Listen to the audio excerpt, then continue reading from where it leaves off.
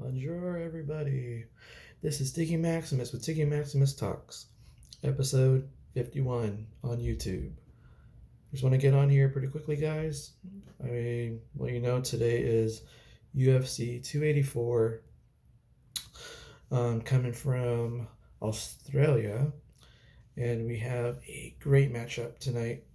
Two title fights, one with the lightweight championship on the line, as the featherweight champion Alexander Volkanovski is trying to become a two-division champion, double belts, two belts.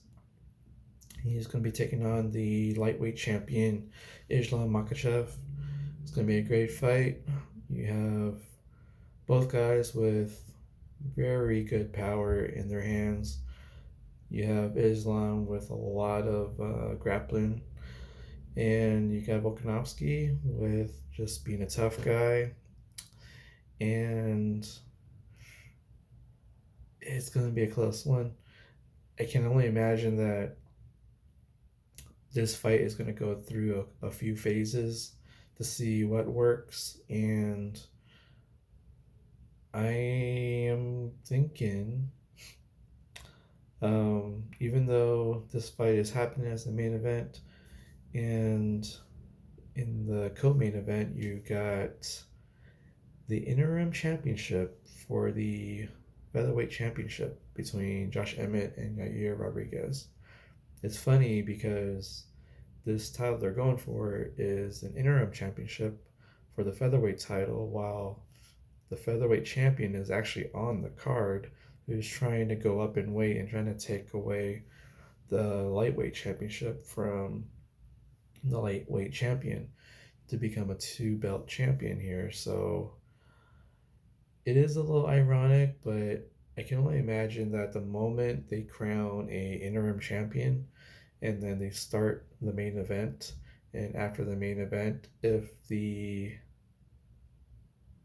featherweight champion Volkanovski actually wins, I can only imagine that the interim champion, just half an hour before, may come out and will have the camera on him looking upon Volkanovski, whether or not he does win the title tonight or lose the fight tonight.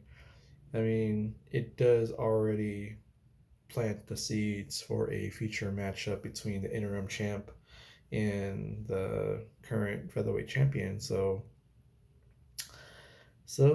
let's go with what I think might happen tonight for all the fights on the UFC 284 card. So let's start from the top. We have the featherweight champion Alexander Volkanovski. He is the underdog in this one, challenging the favorite Islam Makhachev, the lightweight champion.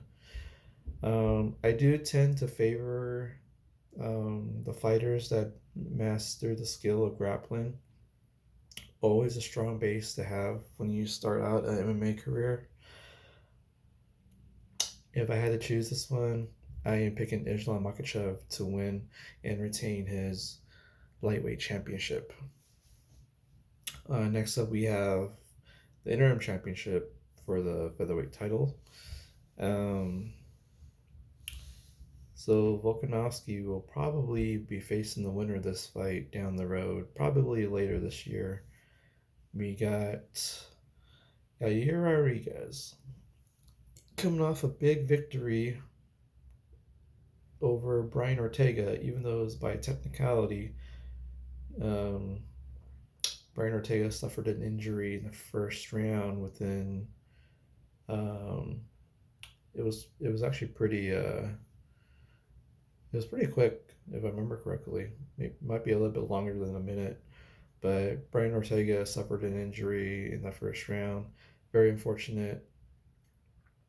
I'm trying to remember if he felt like he had heard a pop in his kneecap, which may have rendered the fight to a sudden halt, and Yair Rodriguez comes out with the TKO victory. I'm pretty sure nobody wanted to win like that, but It is a big victory, a notch on Yair Rodriguez's belt, and moving closer and closer to a title shot.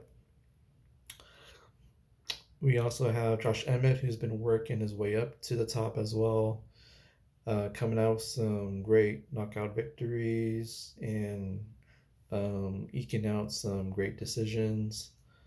Um, he did have a split decision victory over Calvin Qatar in his last fight.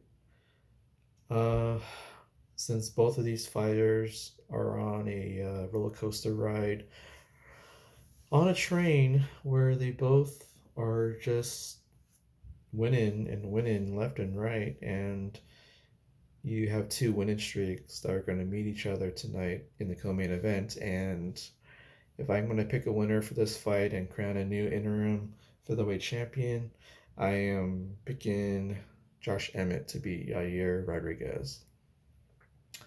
Um, that one's going to be a good one. Might be fight of the night, actually. Next up, we have a welterweight fight between Della Maddalena and Randy Brown. Della Maddalena is the favorite in this one. I do like Randy Brown. He's been pretty good the last few years, but I feel that Della Maddalena is going to end up winning this fight, and will move up the welterweight ladder here. So next up, we have a heavyweight fight between Tafa and Porter. The odds are pretty close in this one, but they give Tafa as a slight favorite. But I am picking Porter to win this fight against Tafa. Next up is the first fight of the main card, which starts at 7 p.m. tonight, Pacific time. Light heavyweight fight between Jimmy Crute and Alonzo Menifield.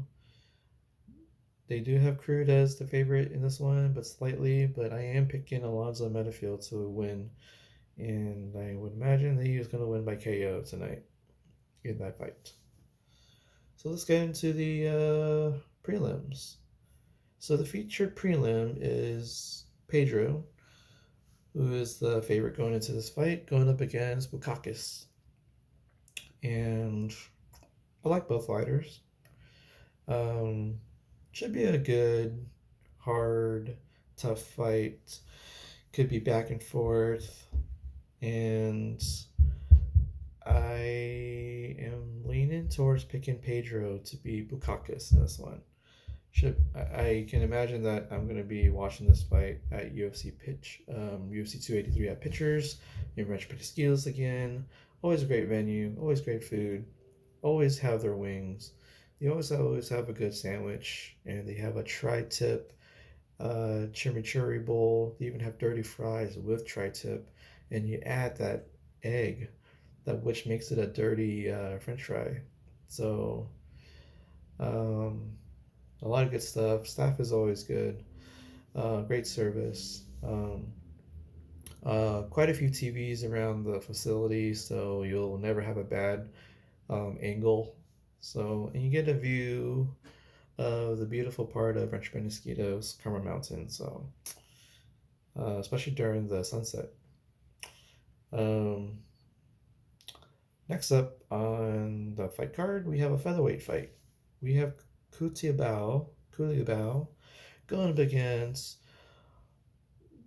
Bagdasaryan, long last name. This is marked as a very even fight according to the odds, and I can see that because, well, for the fact that both fighters have only lost one time ever in their careers, and the fact that this is at 145, I could see fireworks in this one. I am picking Bagdasaryan to win this one. Chances are it'll probably be a decision. Next up, we have a flyweight fight. We have Ross going up against Rodriguez. And I think I am leaning towards Rodriguez to win this one. It's going to be a fast-paced fight, a lot of action. Next up, we have a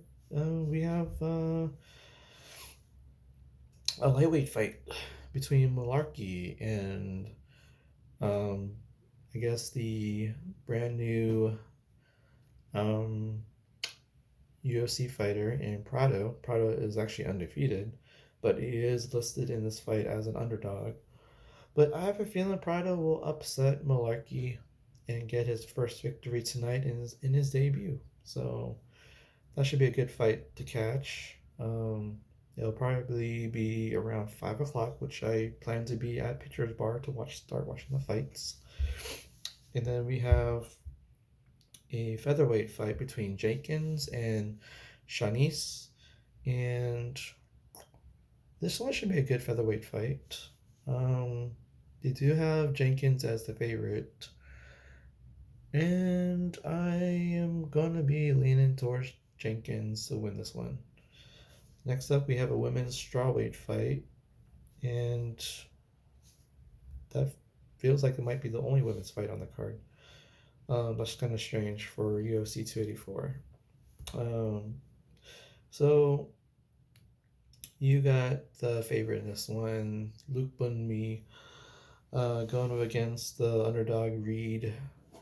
This fight should be a good one actually, but I am actually picking Reed to beat Luke Bunmi to win this one. So next we have a featherweight fight.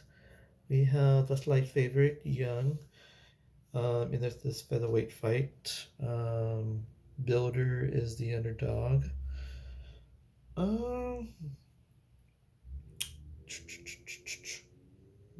What do you think, guys?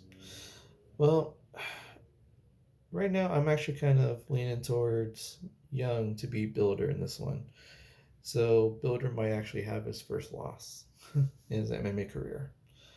And then now we have the very first fight of the UFC 284 card. It's a lightweight fight. You got the underdog Brenner going up against the favorite Tukhugov. I heavy favorite. Guy's 20-5-1. Even though Brenner is 13-3, but I have a feeling that Tukhugov is going to win this fight tonight. So those are my picks, guys. Ride with them, follow them. Enjoy the fights tonight wherever you're going to watch them, and have a lot of fun with it. Make a lot of money off of my picks or off of your own picks. Find your avenue to get those bets in. So, and one more thing.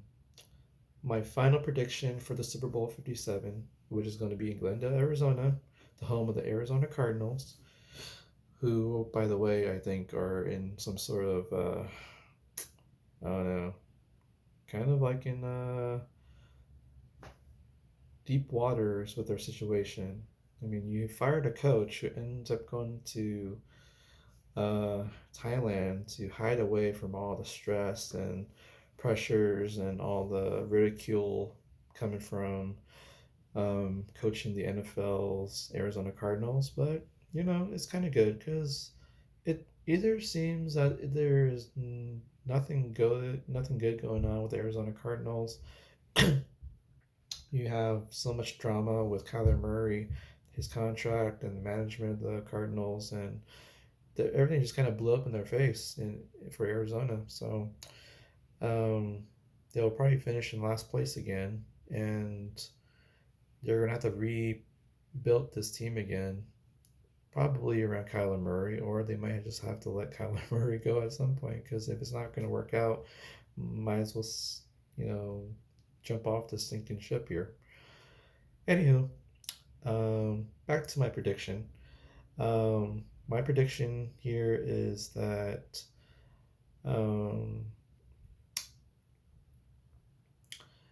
the Philadelphia Eagles, the number one seed in the NFC, will beat the number one seed in the AFC, the Kansas City Chiefs. It's going to be a good game. I think the final score is going to be Eagles 31, Chiefs 24. Um, Eagles will then get their second Super Bowl championship in 5 years or something. So, um, and part of me doesn't really like Patrick Mahomes and the Chiefs to win another one. So, so there's that. So yeah. Um, One more thing. I did go to this one really great restaurant in Spring Valley called Zadd. Zadd Mediterranean cuisine. I'd had their Zadd kebab combo plate. It was really good, really great pork, really good chicken, and really good steak on kebabs sticks. And I think that by the time they actually deliver it to you on at your dining table, they will probably take out the kebab sticks by that point.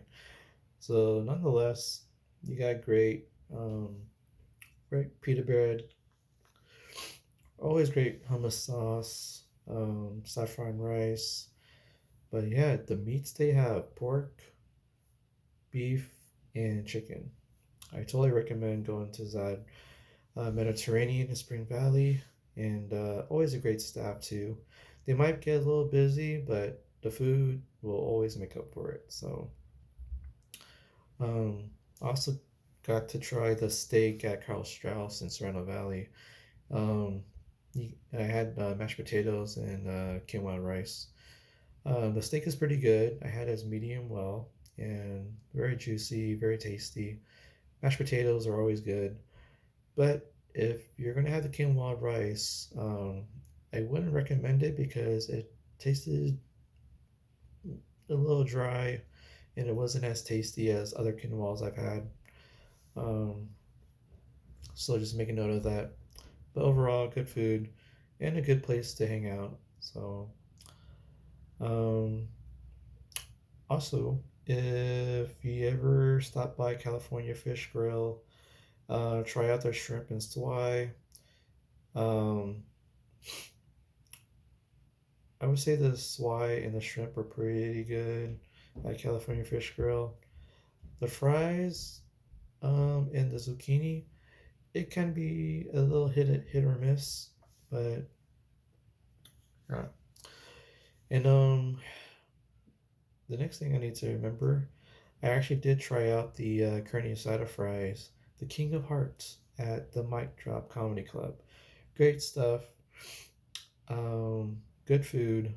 The food I had was the it was a brand new item um, that was cooked by the brand new chef at the Mic Drop.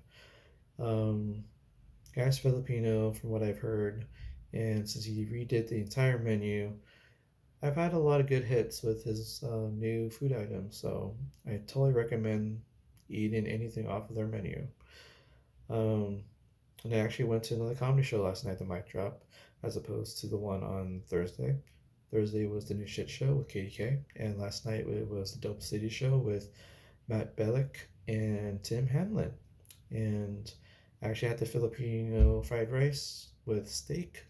That was super good. It was so tasty. I had it before the show started, so I totally recommend it. So that will then lead me to my quick review of the comedy shows I went to recently. Wednesday night, it was at the La Jolla Comedy Store. It was a Sugar Mommy show, produced by Linda Schwartz and Lynn Sun, hosted by Crystal De La Rosa. Great lineup they had. Um, let's see. Let's see, what can I remember here?